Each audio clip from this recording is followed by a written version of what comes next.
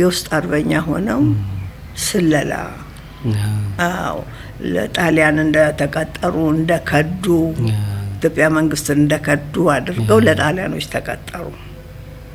እንደ ስለላ ማለት የጎጃም መንገድ ሲሰራ ማለት ነው የጎጃም መንገድ ሲሰራ ከዛ በቃ በጣም አመኑኛሉ እንትኑ ጣሊያኖቹ በቃ ከቶኔ መጣው ብለው ሁሉም ሚስጥር ይነግሩኛል አሉ እኔ ደግሞ ጽፍና አርበኞች አሉ የሚመጡ ሽፍቶች አርበኞች እነሱ ደግሞ ጠጅ ቤት ምን ገናኝበት ቤት አለ አሉ እነሱ ደግሞ እዛ የተሰራው ስራ ጽፉና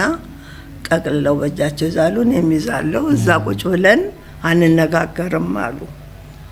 ትንሽ አንዱ ለተንጠጣና እስቲ ሽንቴ መጣ በየሶጥ አንዱ በዛ ይወጣል አሉ ወረቀቱን እንቀያየርና እንለያያለን አሉ በሳምንት አንድ ቀን እንደዚህ እናረጋለን አሉ